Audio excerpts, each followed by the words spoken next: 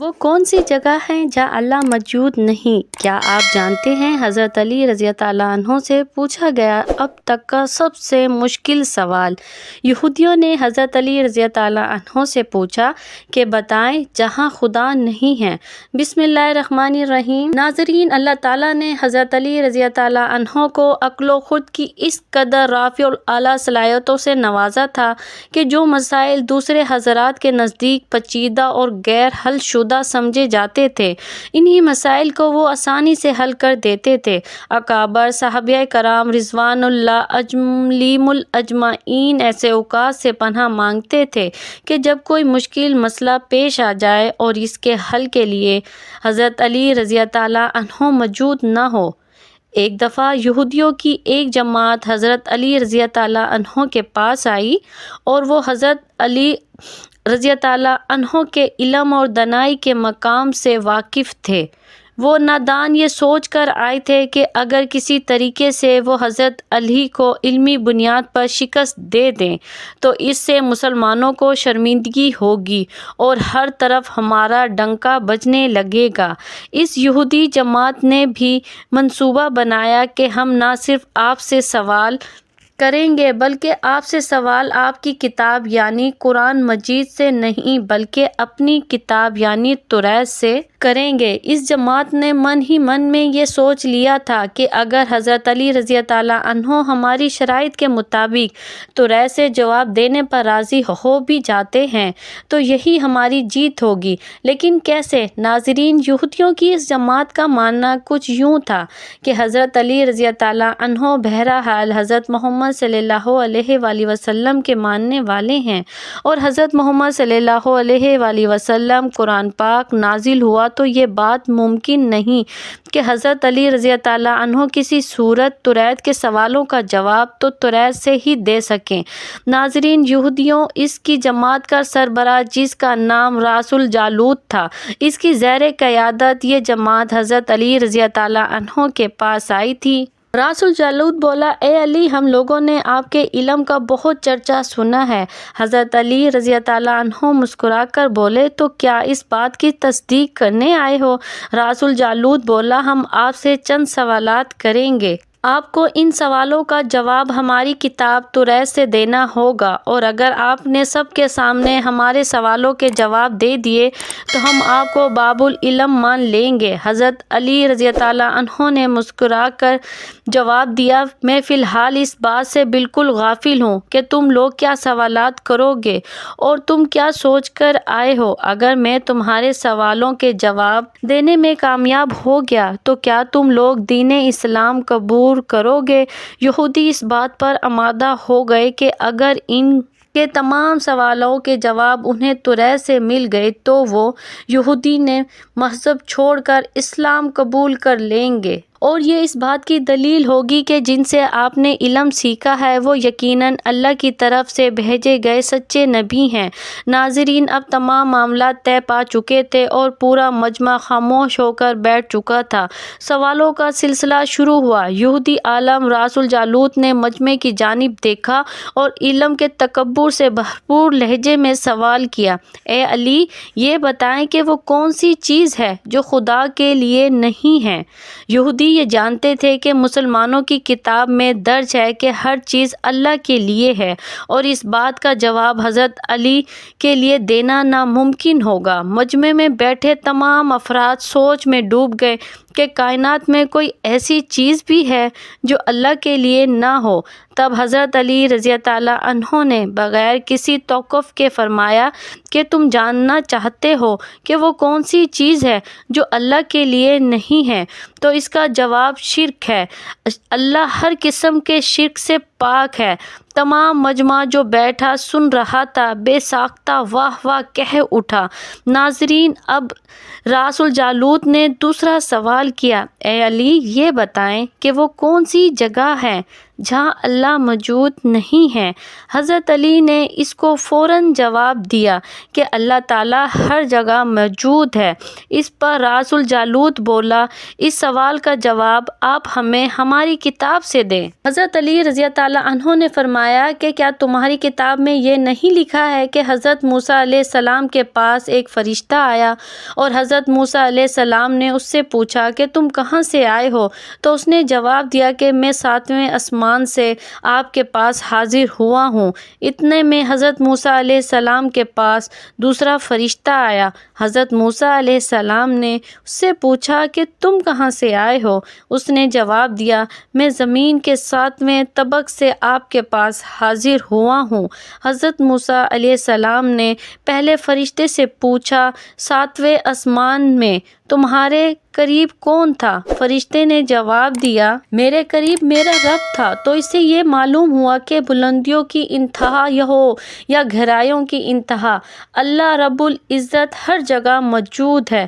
ناظرین، راس الجالوت اب تھوڑا گھبرا گیا تھا یہ دیکھ کر کہ حضرت علی رضی اللہ عنہ نے اس کے سوالوں کے جواب اس کی کتاب سے ہی دے دیے تھے۔ اب اس نے حضرت علی رضی اللہ عنہ سے تیسرا سوال پوچھا، اے علی یہ بتائیں کہ وہ کون سی چیز ہے جو خدا کے قریب نہیں ہے؟ حضرت علی رضی اللہ عنہ نے فرمایا کہ ظلم ایک ایسی چیز ہے جو میرے رب کے قریب نہیں ہے۔ ناظرین، اب راس الجالوت نے پے در پے شکست کھانے کے بعد اپنے سوالوں کا زاویہ بدل لیا۔ اب اس نے علمی سوالات کے بجائے تاریخی اور سائنسی سوالوں کی طرف اپنا رخ موڑ لیا اور بہت ہی تکبر بھرے انداز میں اس نے پوچھا، اے علی اس چشمے کا نام بتائیں جو زمین پر پہلی مرتبہ جاری ہوا۔ حضرت علی رضی اللہ عنہ بولے کہ اس چشمے کو چھوڑو، پہلے یہ بتاؤ کہ تمہارے دل میں کیا ہے؟ اور تمہارے دل میں یہ ہے کہ وہ چشمہ بیت المقدس کی ایک چٹان کے نیچے ہے۔ راس الجالوت کے منہ سے بے ساختہ ہاں نکلا۔ تو حضرت علی بولے کہ آج اپنی اصلاح کر لو، کیونکہ زمین پر بہنے والا پہلا چشمہ وہ نہیں جسے تم لوگ سمجھتے ہو، بلکہ زمین پر بہنے والا پہلا چشمہ وہ ہے جس سے حضرت خضر علیہ السلام نے پانی پیا، اور یہی وہ چشمہ ہے جس سے آب حیات جاری ہوا۔ ناظرین، راس الجالوت اب مزید گھبرا گیا تھا۔ اس نے اس گھبراہٹ میں حضرت علی رضی اللہ عنہ سے ایک اور تاریخی سوال کیا، اے علی یہ بتائیں کہ وہ کون سا پتھر ہے جو آسمان سے پہلی دفعہ اتارا گیا؟ حضرت علی رضی اللہ عنہ نے جواب دینے سے پہلے ایک جملہ کہا، یقیناً تم لوگوں کے ذہنوں میں پہلا پتھر وہ ہے جو بیت المقدس میں نصب ہے، لیکن تم اس بات کو کیوں بھول جاتے ہو کہ خانہ کعبہ بیت المقدس سے کہیں پرانا ہے، اور حجر اسود اسی وقت نصب کیا گیا جب خانہ کعبہ پہلی دفعہ تعمیر ہوا تھا، اور وہی پہلا پتھر ہے۔ یہودی آپ کے جوابات سن کر ہمت نہ کر سکے کہ انہیں غلط قرار دیں، کیونکہ آپ ان کے جوابات انتہائی دلیل کے ساتھ دے رہے تھے اور ان کی اصلاح بھی کرتے جا رہے تھے۔ اب کی بار راس الجالوت نے ایک سائنسی سوال پوچھا۔ اس نے پوچھا، یہ بتائیں کہ وہ کون سی چیز ہے جو مسلسل کم اور زیادہ ہوتی رہتی ہے؟ حضرت علی رضی اللہ عنہ نے بغیر کسی توقف کے بولے کہ تم اپنے ماہ اور سال پر غور کرو تو تمہیں خود ہی اس کا سوال کا جواب مل جائے گا۔ راس الجالوت نے پوچھا، وہ کیسے؟ آپ نے فرمایا، کوئی دن اگلے دن کے برابر نہیں ہوتا، اسی طرح گزشتہ رات اگلی رات کے برابر نہیں ہوتی۔ یہی وہ دو چیزیں ہیں جو مسلسل کم اور زیادہ ہوتی رہتی ہیں۔ راس الجالوت نے جواب سن کر حضرت علی رضی اللہ عنہ سے ایک اور سوال کیا کہ زندہ رہنے کی پہچان سانس لینا ہے؟ کیا کائنات میں کوئی چیز ایسی بھی ہے جو سانس لیتی ہے مگر زندہ نہیں؟ حضرت علی رضی اللہ عنہ نے فرمایا، صبح جب نکلتی ہے تو سانس لیتی ہے، حالانکہ صبح کے پاس نہ روح ہے نہ جان۔ یہ سن کر وہ جلدی جلدی بولا، اچھا یہ بتائیں کہ دنیا میں وہ کون سی جگہ ہے جہاں سورج کی کرنیں ایک دفعہ تو پڑی لیکن دوبارہ اس جگہ کبھی سورج کی کرنیں نہیں پہنچ سکی؟ حضرت علی رضی اللہ عنہ نے فرمایا، ہاں یہ سمندر کی وہ جگہ ہے جہاں سے حضرت موسیٰ علیہ السلام اور ان کی قوم گزری تھی، اور سمندر اللہ تعالیٰ کے حکم سے دو حصوں میں تقسیم ہو گیا تھا، بس اس قافلے بولے کہ گزرتے ہوئے سورج کی کرنیں اس جگہ ضرور پڑی تھی، لیکن اس کے بعد سورج کی کرنیں کبھی بھی وہاں نہیں پہنچ سکی۔ ناظرین، جواب پاتے ہی اس نے حضرت علی رضی اللہ عنہ سے پھر سوال کیا کہ یہ بتائیں وہ کون سی دو چیزیں ہیں جو ہمیشہ غائب رہتی ہیں اور وہ کون سی دو چیزیں ہیں جو ہمیشہ حاضر رہتی ہیں؟ حضرت علی رضی اللہ عنہ نے فرمایا، آسمان اور زمین کی طرف دیکھو، یہ دونوں تمہیں کبھی غائب نظر نہیں آئیں گی، یہ دونوں ہمیشہ حاضر رہتے ہیں، اور موت اور زندگی کو ڈھونڈو تو تمہیں ان کے بارے میں کبھی پتہ نہیں چلے گا کہ وہ کہاں ہیں اور کب آ جاتی ہے۔ اگلا سوال راس الجالوت نے یہ کیا کہ اے علی، یہ بتائیں کہ وہ کون سی چیز ہے جس کا خالق خود اللہ ہے مگر اس کے بارے میں خود سوال بھی کرتا ہے؟ حضرت علی رضی اللہ عنہ بولے، حضرت موسیٰ علیہ السلام کے عصا کا خالق خود موجود اللہ ہے، اور اس عصا کے بارے میں اسی نے خود حضرت موسیٰ علیہ السلام سے سوال بھی کیا اور پوچھا کہ موسیٰ، یہ آپ کے ہاتھ میں کیا ہے؟ پھر اس نے اگلا سوال کیا کہ بیت اللہ کا طواف تو ذی حیات کرتے ہیں، لیکن اس بے جان چیز کے بارے میں بتائیں جس نے بیت اللہ کا طواف کیا۔